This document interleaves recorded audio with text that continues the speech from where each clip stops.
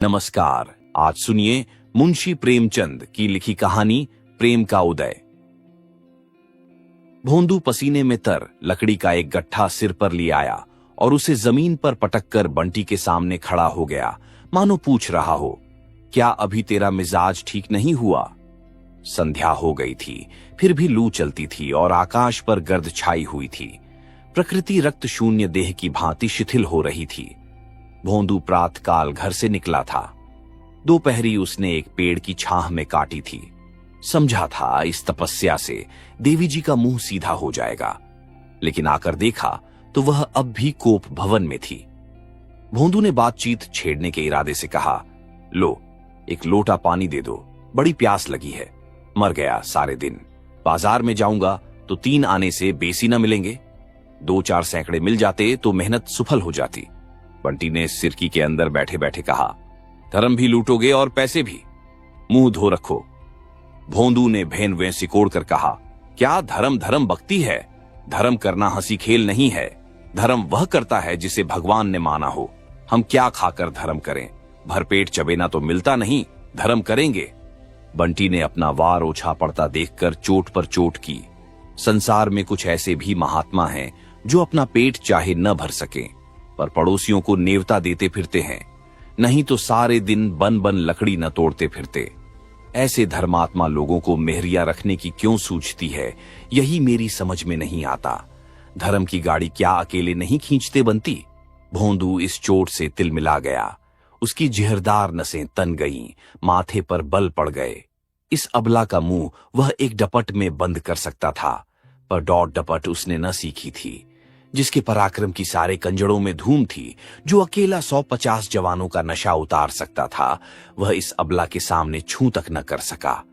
तभी जबान से बोला, मेहरिया धर्म बेचने के लिए नहीं लाई जाती, धर्म पालने के लिए लाई जाती है। ये कंजड़ दंपति आज 3 दिन से और कई कंजड़ परिवारों के साथ इस बाग में उतरा हुआ था। सारे बाग में सिरकियां ही सिरकियां दिखाई देती थीं। उसी 3 हाथ चौड़ी और 4 हाथ लंबी सिरकी के अंदर एक एक पूरा परिवार जीवन के समस्त व्यापारों के साथ कल्पवास सा कर रहा था। एक किनारे चक्की थी, एक किनारे रसोई का स्थान, एक किनारे 2 एक अनाज के मटके। द्वार पर एक छोटी सी खटोली बालकों के लिए पड़ी थी। हर एक परिवार के साथ 2-2 भैंसें या गधे थे। जब डेरा कूच होता था तो सारी गृहस्थी इन जानवरों पर लाद दी जाती थी। यही इन कंजड़ों का जीवन था। सारी बस्ती एक साथ चलती थी। आपस में ही शादी ब्याह, लेन देन, झगड़े टंटे होते रहते थे। इस दुनिया के बाहर वाला अखिल संसार उनके लिए केवल शिकार का मैदान था। उनके किसी इलाके में पहुंचते ही वहां की पुलिस तुरंत आकर अपनी निगरानी में ले लेती थी। पड़ाव के चारों तरफ चौकीदार का पहरा हो जाता था। स्त्री या पुरुष किसी गांव में जाते तो 2-4 चौकीदार उनके साथ हो लेते थे। रात को भी उनकी हाजिरी ली जाती थी। फिर भी आसपास के गांव में आतंक छाया हुआ था, क्योंकि कंजड़ लोग बहुधा घरों में घुसकर जो चीज चाहते उठा लेते और उनके हाथ में जाकर कोई चीज लौट न सकती थी। रात में ये लोग अक्सर चोरी करने निकल जाते थे। चौकीदारों को उनसे मिले रहने में ही अपनी कुशल दिखती थी। कुछ हाथ भी लगता था और जान भी बची रहती थी। सख्ती करने में प्राणों का भय था, कुछ मिलने का तो जिक्र ही क्या, क्योंकि कंजर लोग एक सीमा के बाहर किसी का दबाव न मानते थे। बस्ती में अकेला भोंदू अपनी मेहनत की कमाई खाता था, मगर इसलिए नहीं कि वह पुलिस वालों की खुशामद न कर सकता था। उसकी स्वतंत्र आत्मा अपने बाहुबल से प्राप्त किसी वस्तु का हिस्सा देना स्वीकार न करती थी, इसलिए वह यह नौबत आने ही न देती थी। बंटी को पति की यह आचार निष्ठा एक आंख न भाती थी। उसकी ओर बहनें नई नई साड़ियां और नए नए आभूषण पहनती तो बंटी उन्हें देख देख कर पति की अकर्मण्यता पर कुढ़ती थी। इस विषय पर दोनों में कितने ही संग्राम हो चुके थे, लेकिन भोंदू अपना परलोक बिगाड़ने पर राजी न होता था। आज भी प्रातःकाल यही समस्या आ खड़ी हुई थी और भोंदू लकड़ी काटने जंगलों में निकल गया था। सैकड़े मिल जाते तो आंसू पूंछते, पर आज सैकड़े भी न मिले। बंटी ने कहा, जिनसे कुछ नहीं हो सकता वही धर्मात्मा बन जाते हैं। रॉड अपने मांड ही में खुश है। बागडा। भोंदू ने पूछा, तो मैं निखट्टू हूं? और बंटी ने इस प्रश्न का सीधा सादा उत्तर न देकर कहा, मैं क्या जानूं तुम क्या हो। मैं तो यही जानती हूं कि यहां ढेले ढेले की चीज के लिए तरसना पड़ता है।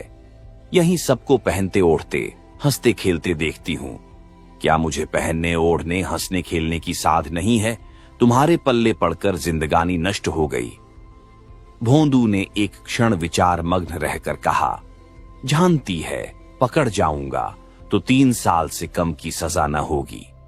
बंटी विचलित न हुई, बोली, जब और लोग नहीं पकड़ जाते तो तुम ही पकड़ जाओगे। और लोग पुलिस को मिला लेते हैं, थानेदार के पांव सहलाते हैं, चौकीदार की खुशामद करते हैं। तू चाहती है मैं भी औरों की तरह सबकी चिरौरी करता फिरूं? बंटी ने अपना हठ न छोड़ा। मैं तुम्हारे साथ सती होने नहीं आई, फिर तुम्हारे छुरे गड़ासे को कोई कहां तक डरे। जानवर को भी जब घास भूसा नहीं मिलता तो पगाहा तोड़ाकर किसी के खेत में बैठ जाता है। मैं तो आदमी हूं।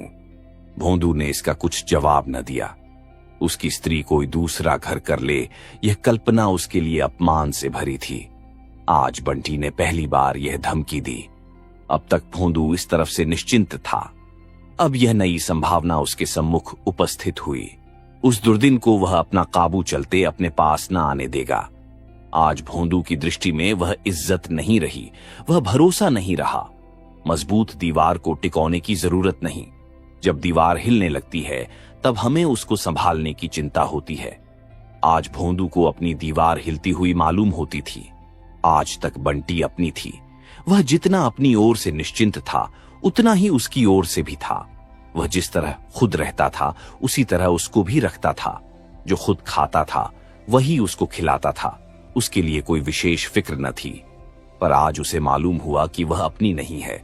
अब उसका विशेष रूप से सत्कार करना होगा, विशेष रूप से दिलजोई करनी होगी। सूर्यास्त हो रहा था। उसने देखा उसका गधा चरकर चुपचाप सिर झुकाए चला आ रहा है। भोंदू ने कभी उसकी खाने पीने की चिंता न की थी, क्योंकि गधा किसी और को अपना स्वामी बनाने की धमकी न दे सकता था। भोंदू ने बाहर आकर आज गधे को पुचकारा, उसकी पीठ सहलाई और तुरंत उसे पानी पिलाने के लिए डोल और रस्सी लेकर चल दिया। इसके दूसरे ही दिन कस्बे में एक धनी ठाकुर के घर चोरी हो गई। उस रात को भोंदू अपने डेरे पर न था। बंटी ने चौकीदार से कहा, वह जंगल से नहीं लौटा। प्रातःकाल भोंदू आ पहुंचा। उसकी कमर में रुपयों की एक थैली थी, कुछ सोने के गहने भी थे। बंटी ने तुरंत गहनों को ले जाकर एक वृक्ष की जड़ में गाड़ दिया।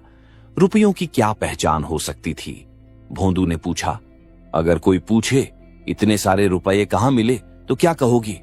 बंटी ने आंखें नचाकर कहा, कह दूंगी, क्यों बताऊं?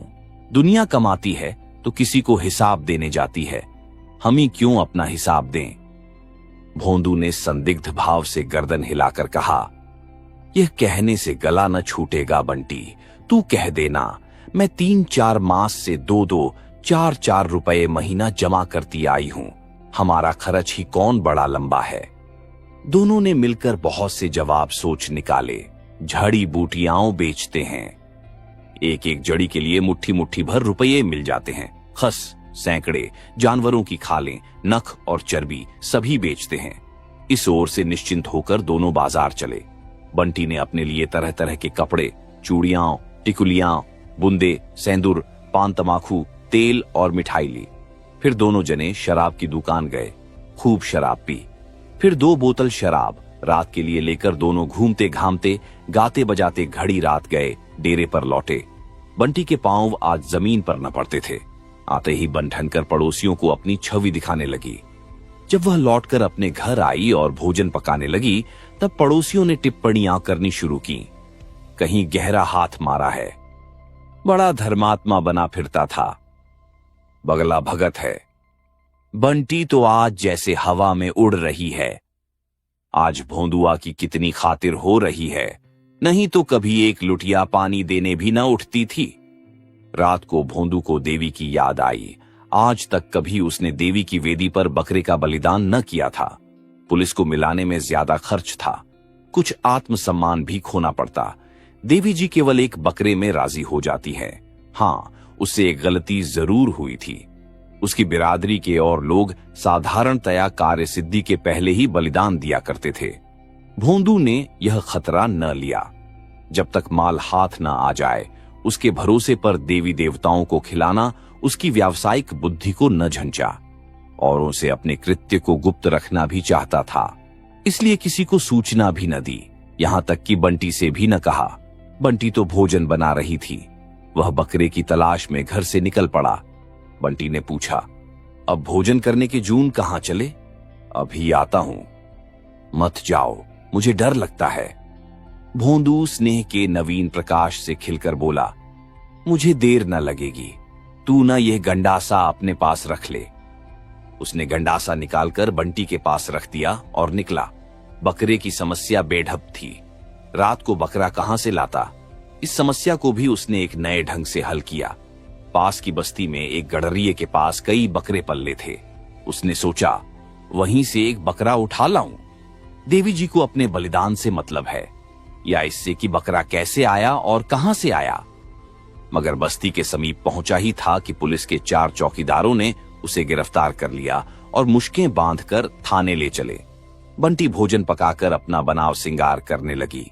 आज उसे अपना जीवन सफल जान पड़ता था। आनंद से खिली जाती थी। आज जीवन में पहली बार उसके सिर में सुगंधित तेल पड़ा। आईना उसके पास एक पुराना अंधा सा पड़ा हुआ था। आज वह नया आईना लाई थी। उसके सामने बैठकर उसने अपने केश संवारे, मुंह पर उपटन मला। साबुन लाना भूल गई थी। साहब लोग साबुन लगाने ही से तो इतने गोरे हो जाते हैं। साबुन होता तो उसका रंग कुछ तो निखर जाता। कल वह अवश्य साबुन की कई बट्टियां लाएगी और रोज लगाएगी। केश गूंथकर उसने माथे पर अलसी का लुआब लगाया, जिसमें बाल न बिखरने पाए। फिर पान लगाए। चूना ज्यादा हो गया था। गलफड़ों में छाले पड़ गए, लेकिन उसने समझा शायद पान खाने का यही मजा है। आखिर कड़वी मिर्च भी तो लोग मजे में खाते हैं। गुलाबी साड़ी पहन और फूलों का गजरा गले में डालकर उसने आईने में अपनी सूरत देखी तो उसके आबनूसी रंग पर लाली दौड़ गई। आप ही आप लज्जा से उसकी आंखें झुक गईं। दरिद्रता की आग से नारीत्व भी भस्म हो जाता है। नारीत्व की लज्जा का क्या जिक्र। मैले कुचैले कपड़े पहनकर लजाना ऐसा ही है जैसे कोई चबैने में सुगंध लगाकर खाए। इस तरह सजकर बंटी भोंदू की राह देखने लगी। जब अब भी वह न आया तो उसका जी झुंझलाने लगा। रोज तो सांझ ही से द्वार पर पड़ रहते थे, आज न जाने कहां जाकर बैठ रहे। शिकारी अपनी बंदूक भर लेने के बाद इसके सिवा और क्या चाहता है कि शिकार सामने आए। बंटी के सूखे हृदय में आज पानी पड़ते ही उसका नारीत्व अंकुरित हो गया। झुंझलाहट के साथ उसे चिंता भी होने लगी। उसने बाहर निकलकर कई बार पुकारा। उसके कंठस्वर में इतना अनुराग कभी न था। उसे कई बार भान हुआ कि भोंदू आ रहा है। वह हर बार सिरकी के अंदर दौड़ आई और आईने में सूरत देखी कि कुछ बिगड़ न गया हो।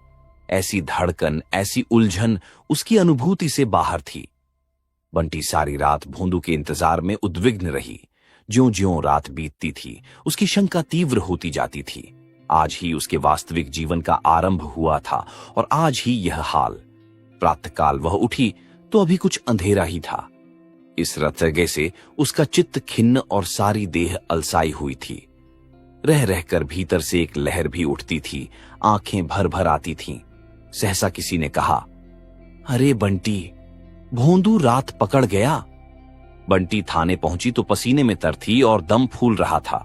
उसे भोंदू पर दया न थी, क्रोध आ रहा था। सारा जमाना यही काम करता है और चैन की बंसी बजाता है। उन्होंने कहते कहते हाथ भी लगाया तो चूक गए। नहीं सहूर था तो साफ कह देते, मुझसे ये काम न होगा। मैं ये थोड़े ही कहती थी कि आग में फांत पड़ो। उसे देखते ही थानेदार ने धौंस जमाई, यही तो है भोंदुआ की औरत, इसे भी पकड़ लो। बंटी ने हेकड़ी जताई, हाँ हाँ पकड़ लो, यहां किसी से नहीं डरते। जब कोई काम ही नहीं करते तो डरे क्यों। अफसर और मातहत सभी की अनुरक्त आंखें बंटी की ओर उठने लगीं। भोंदू की तरफ से लोगों के दिल कुछ नर्म हो गए। उसे धूप से छाह में बैठा दिया गया। उसके दोनों हाथ पीछे बंधे हुए थे और धूल धूसरित काली देह पर भी जूतों और कोड़ों के रक्तमय मार साफ नजर आ रहे थे। उसने एक बार बंटी की ओर देखा, मानो कह रहा था, देखना कहीं इन लोगों के धोखे में ना आ जाना। थानेदार ने डॉट बताई, जरा इसकी दीदा दिलेरी देखो, जैसे देवी ही तो है, मगर इस फेर में न रहना। यहां तुम लोगों की नस नस पहचानता हूं, इतने कोड़े लगाऊंगा कि चमड़ी उड़ जाएगी।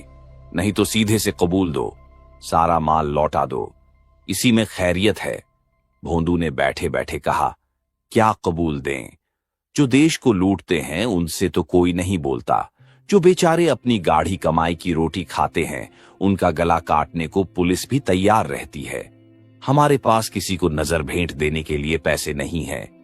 थानेदार ने कठोर स्वर से कहा, हाँ हाँ, जो कुछ कोर कसर रह गई हो वह पूरी कर दे, किरकिरी न होने पाए।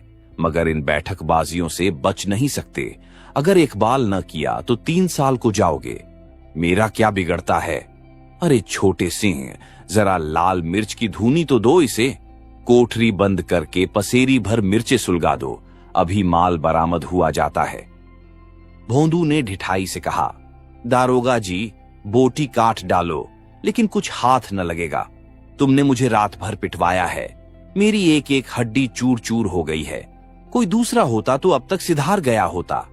क्या तुम समझते हो आदमी को रुपए पैसे जान से प्यारे होते हैं?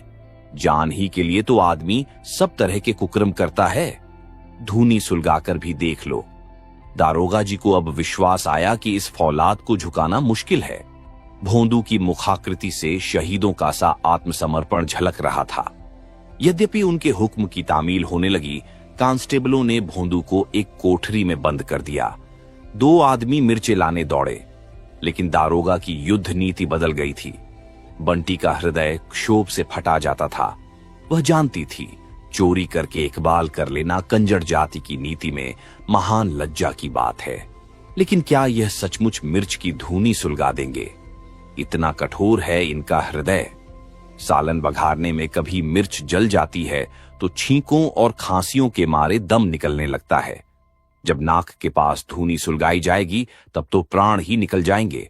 उसने जान पर खेलकर कहा, दारोगा जी, तुम समझते होगे कि इन गरीबों की पीठ पर कोई नहीं है, लेकिन मैं कहे देती हूं, हाकिम से रत्ती रत्ती हाल कह दूंगी। भला चाहते हो तो उसे छोड़ दो, नहीं तो इसका हाल बुरा होगा। थानेदार ने मुस्कुराकर कहा, तुझे क्या, वह मर जाएगा, किसी और के नीचे बैठ जाना। जो कुछ जमा जठा लाया होगा वह तो तेरे ही हाथ में होगी। क्यों नहीं इकबाल करके उसे छुड़ा लेती? मैं वादा करता हूं मुकदमा न चलाऊंगा, सब माल लौटा दे। तूने ही उसे मंत्र दिया होगा। गुलाबी साड़ी, पान और खुशबूदार तेल के लिए तू ही ललच रही होगी।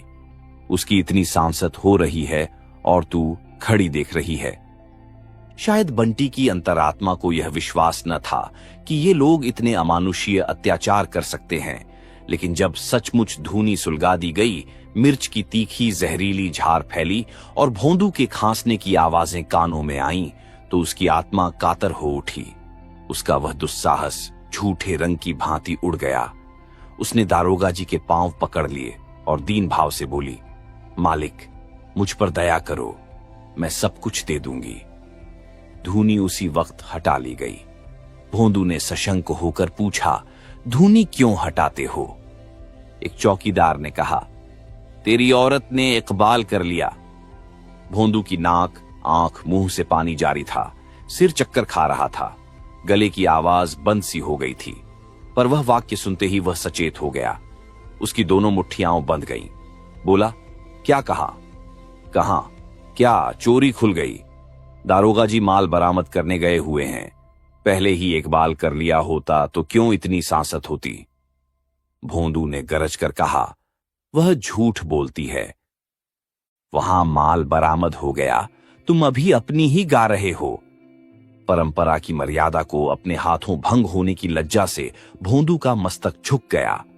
इस घोर अपमान के बाद अब उसे अपना जीवन दया, घृणा और तिरस्कार, इन सभी दशाओं से निखित जान पड़ता था।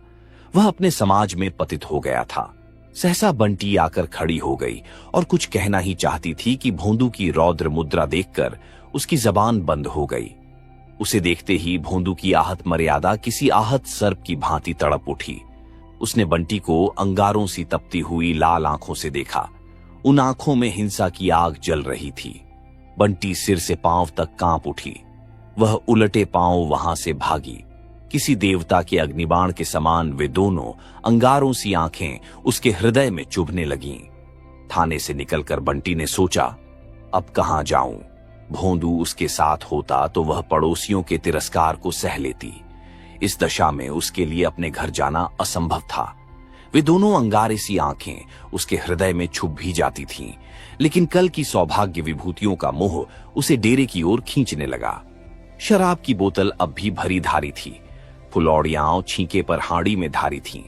वह तीव्र लालसा जो मृत्यु को सम्मुख देखकर भी संसार के भोग्य पदार्थों की ओर मन को चलायमान कर देती है, उसे खींचकर डेरे की ओर ले चली।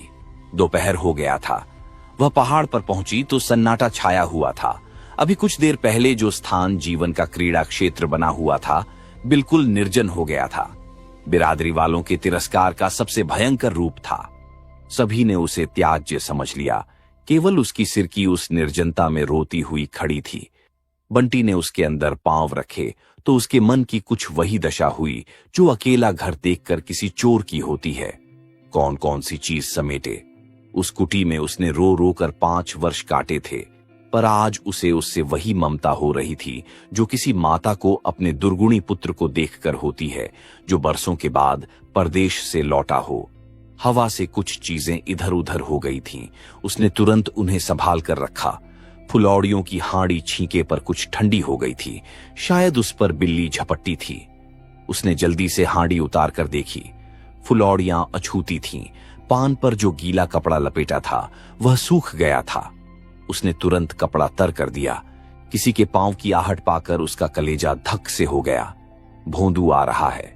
उसकी वह दोनों अंगारे सी आंखें, उसके रोए खड़े हो गए।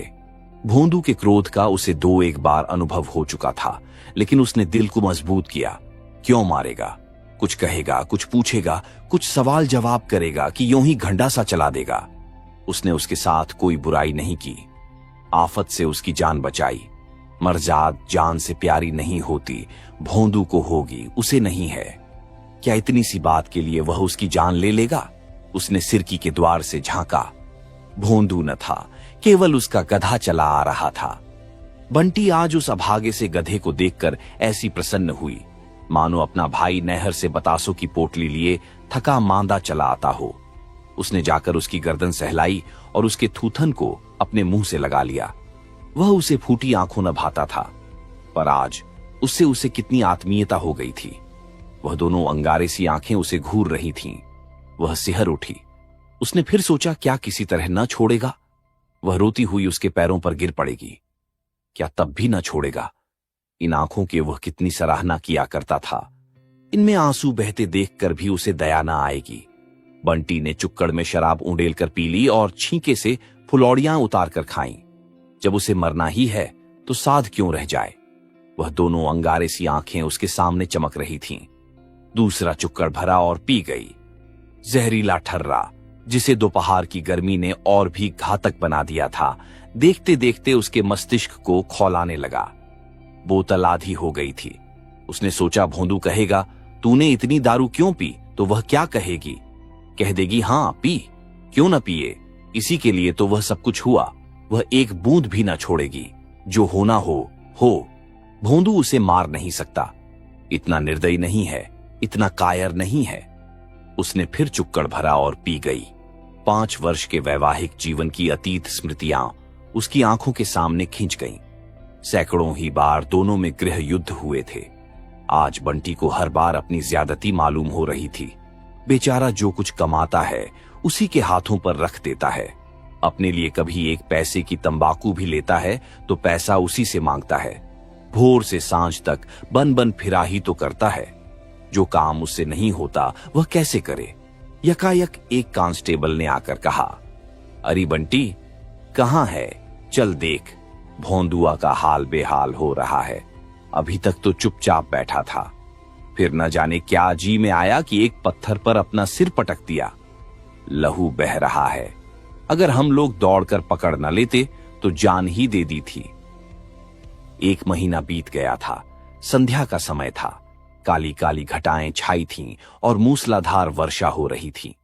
भोंदू की सिरकी अब भी निर्जन स्थान पर खड़ी थी।